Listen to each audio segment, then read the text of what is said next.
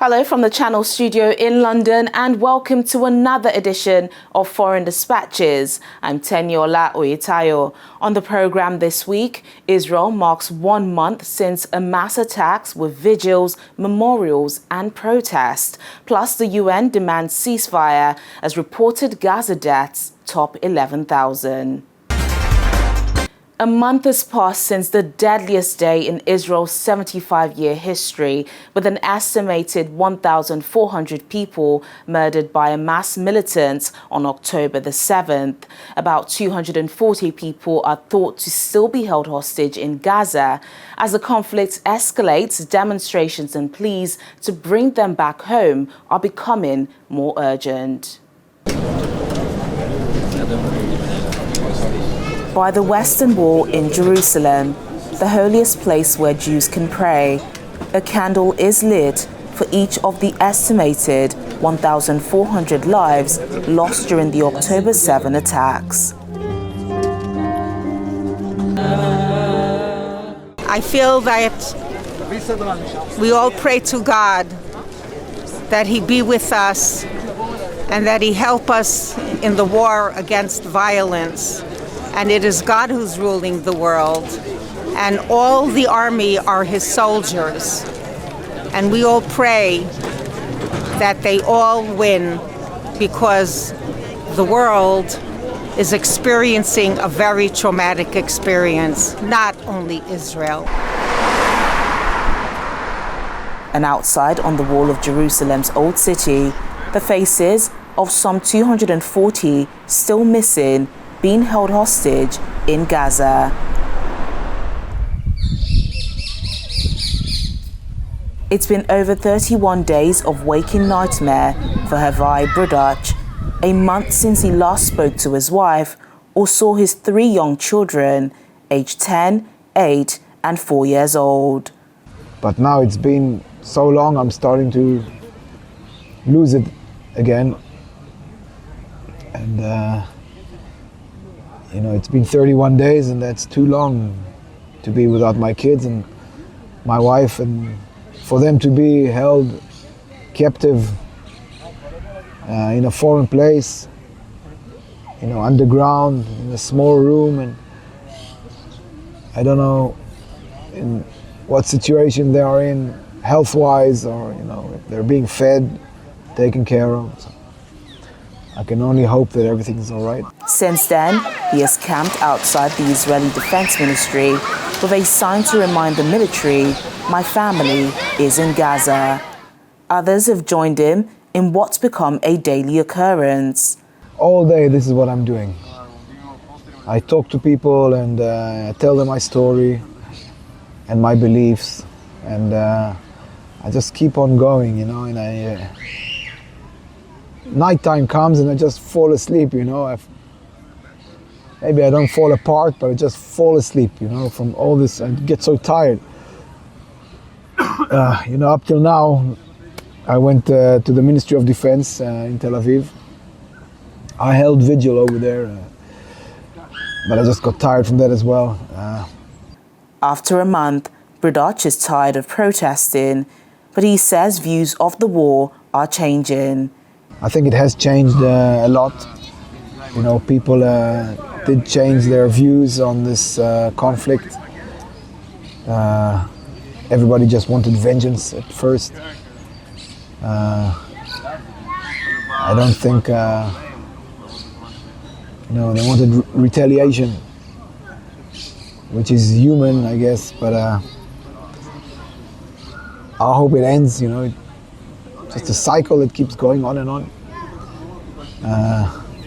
And now I'm a part of it, and my kids and wife are a part of it. They shouldn't be. For the Aloni family, they are struggling to cope as they hope for the return of 6 family members. Every morning I still wake up thinking if this is a dream. You know, the moment that you wake up and you're not sure if what happened yesterday is a part of a dream or not. That's still how I wake up. I think you can't really plan anything. You feel guilty all the time.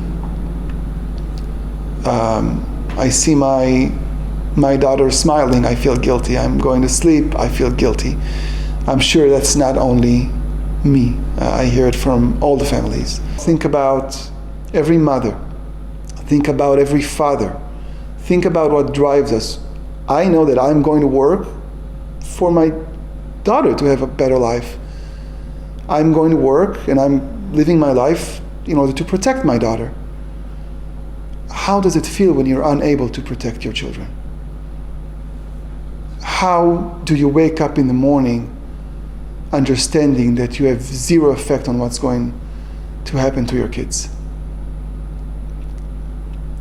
That's where I'm at the moment. That's where we are. And that's the guilt that I'm unable to provide this to my sisters. This moment I'm taking pills. I don't think I can survive without them. I have a closed psychologist. And I want to tell something to my family there. My dear Daniel, Sharon, and David, and my grandchildren, please, you are always in my mind. Be sure we are making all the efforts we can do for you. And I'm waiting for the moment to see you, to hug you. I'm so missing you. I can't cry anymore because I have no tears more. But I think about you day and night. And I hope to see you back with us.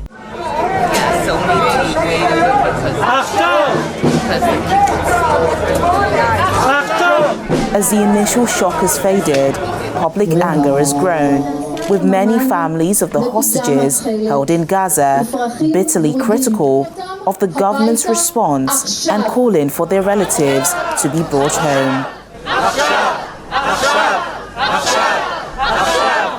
My feeling that they're not doing enough. Probably they are doing more politics than any effort to bring back the kidnapped. So this demonstration and other activities that we are doing is that to make sure that the kidnap issue will not go down from the agenda, the daily agenda. Early on in the war, there was a thirst for revenge and an urgent desire to restore Israel's deterrence in front of its enemies. However, polls suggest this has since been complicated by growing fears about the impact that intense bombardment and a full-scale ground invasion could have on hostages snatched by Hamas militants.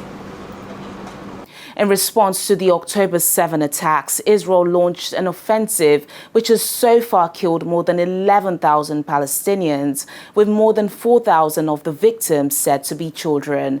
The United Nations has called for an immediate end to the war, with officials describing the situation in Gaza as catastrophic.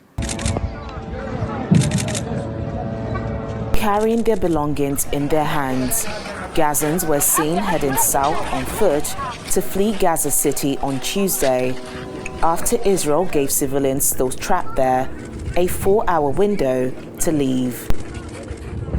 It's part of a campaign to destroy the Hamas militants who attacked Israeli towns a month ago. We are civilian. We love to peace from our country, from our land. What do you want us to do? Go back to Germany? Go back to Russia? Go anywhere in the world. This is our country. If I've been died, a lot of cases not to go to forget what happened with what you done. 10,000 people you killed. 10,000 people you've been killed in 1 month. This is really horrible. Officials in Gaza say 900,000 Palestinians are still sheltering in northern Gaza, including Gaza City. Some of them have sought refuge in Al-Shifa Hospital. For for many here, they've lost a lot more than just their homes. My daughter died last Friday at Al-Shifa. What can I say?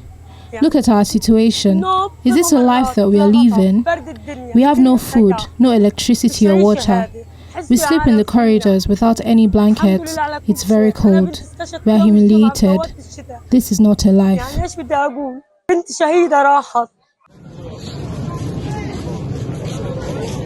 Tents are set up as shelters outside, while mattresses fill the hallways, staircases, and even rooftops.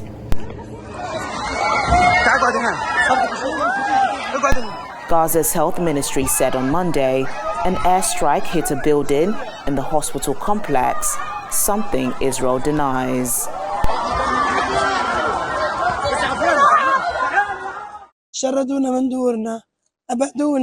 A rocket hits the heart of Al-Shifa. This kills the children, the innocent and poor people who were displaced from their homes. Look, the rocket targeted us over there. There is no safety anywhere. But we are steadfast until our last day. We call on God's name every day.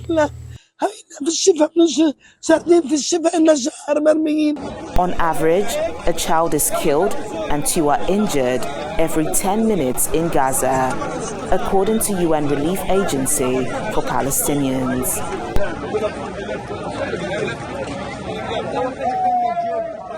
Its shelters in the south of the Strip are too crowded to take new arrivals, so displaced people are sleeping in the streets.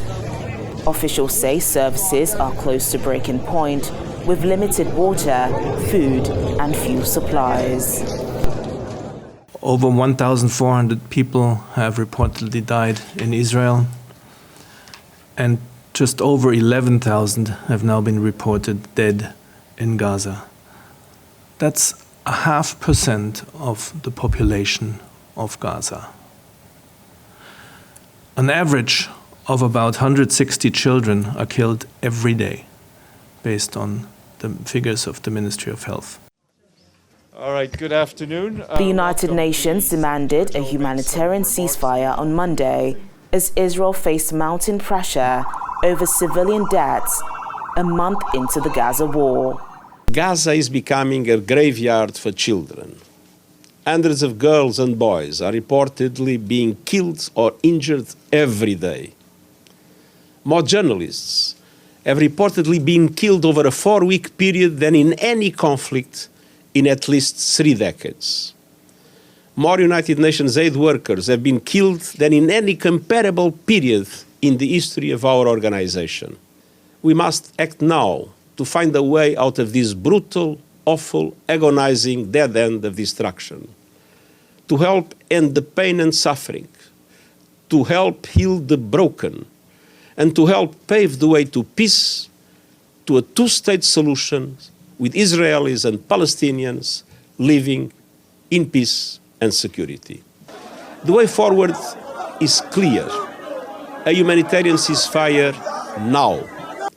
All parties respecting all their obligations under international humanitarian law now.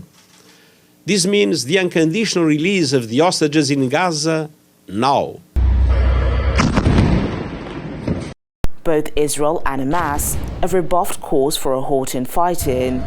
Israel says hostages should be freed first. Hamas says it will not free them or stop fighting while Gaza is attacked.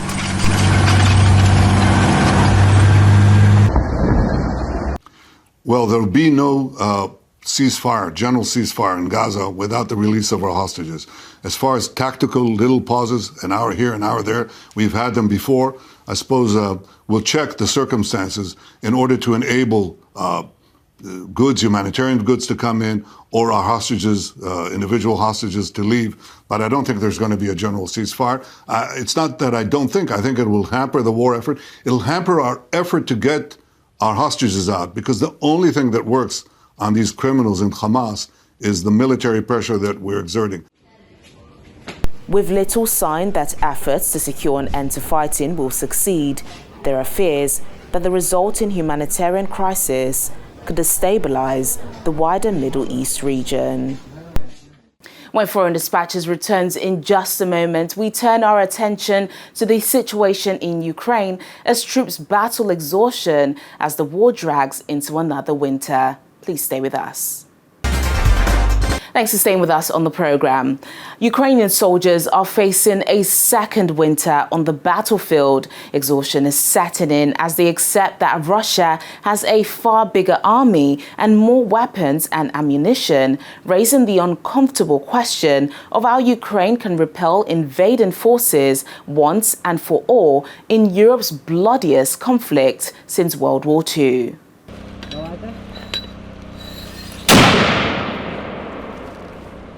In a forest in the Luhansk region, which is largely occupied by Russians, this Ukrainian soldier barely gets any sleep.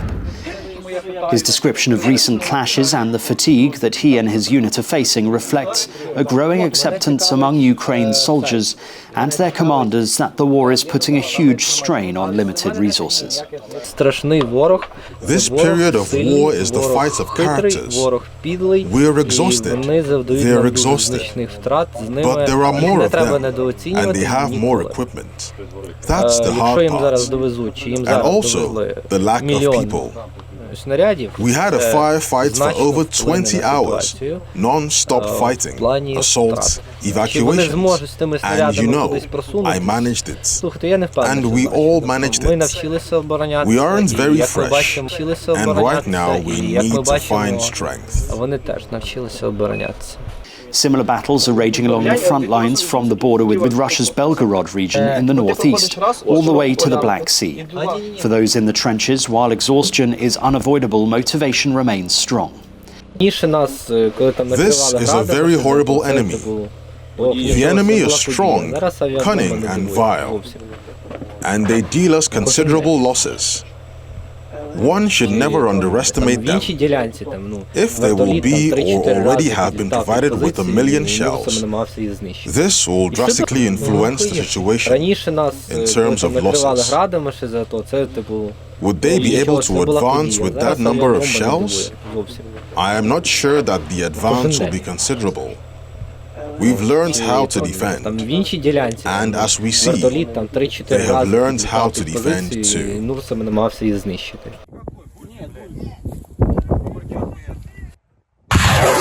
Having focused on defense earlier in the year, Ukraine launched a counteroffensive in June that aims at cutting Russia's supply lines by pushing south towards the Sea of Azov.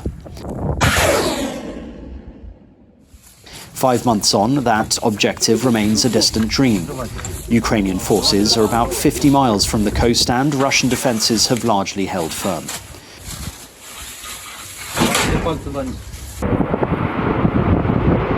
Russia, meanwhile, has kept up its bombardment of Ukraine using drones and missiles. The Kremlin calls its operation a targeted military campaign, though it has killed thousands of civilians and knocked out infrastructure vital for heating, power and transport.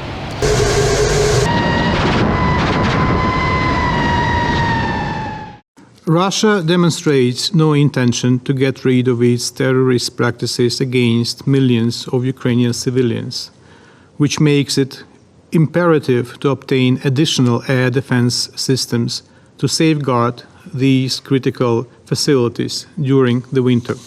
It is crucial for Russia to understand that the international community is keenly aware of all its heinous crimes and atrocities, and they will not go unpunished.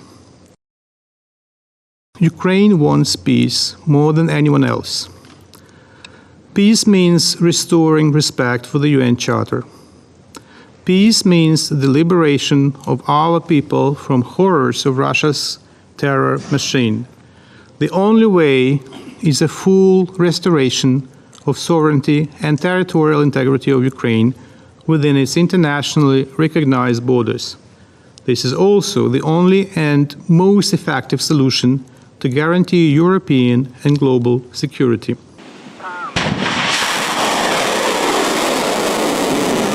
Russia has also intensified its bombardments of Ukrainian ports, including Odessa and grain infrastructure since July, when Moscow pulled out of the Black Sea Grain Initiative. wartime deal that enabled Ukraine's exports to reach many countries facing the threat of hunger.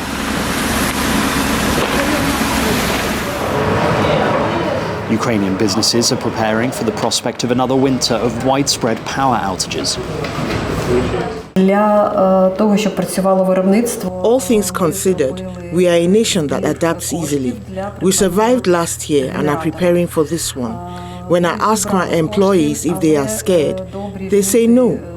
We know what to expect. We have prepared the generator and will update our plans according to the situation. We are calm and prepared. Regular missile and drone strikes beginning last October targeted critical facilities like power stations, sparking blackouts and water cut-offs throughout the country. Many businesses struggled to adapt to the effects of the attacks, suffering losses and cutting staff. As the war drags on, opera singers and musicians in the northeastern Ukrainian city of Kharkiv are taken to a makeshift basement theatre for a sense of normalcy. Take a look. In a theatre basement in the Ukrainian city of Kharkiv, these opera singers and orchestral players are holding a dress rehearsal safe from the threat of Russian airstrikes. More than 20 months after Russia's invasion of Ukraine, described by Moscow as a special military operation, the Kharkiv State Academic Opera and Ballet Theatre has kitted out its basement with a stage, a makeshift orchestra pit and a row of seats. Among the performers is opera singer Olena Starikova. It's the opening of our improvised stage, and we're very happy about this incredible celebration. Because performing opera for the residents of Kharkiv can now be safe. The people can be safe, and we can gift them with our songs, with our performances, and bring them joy at this difficult time for our country and for our city.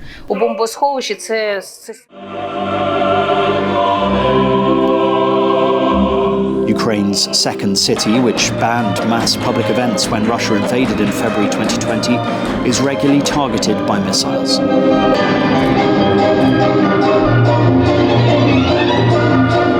From the moment they are fired across the Russian border just 30 kilometers away, they can take as little as 45 seconds to land, sometimes before the air raid siren can go off.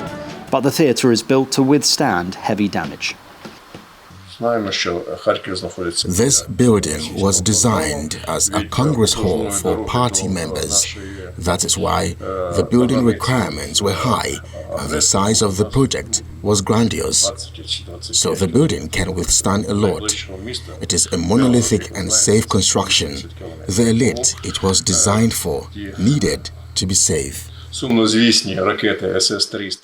Despite the regular airstrikes, officials say many residents have returned to Kharkiv since fleeing at the start of the invasion.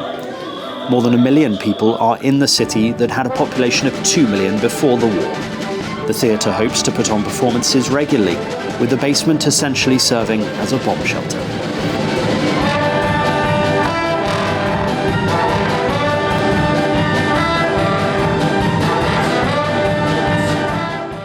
And that's all for today's program. But remember, our top stories are always within reach on channelstv.com. Thank you for watching. I'm Teniola Uyetayo. Bye for now.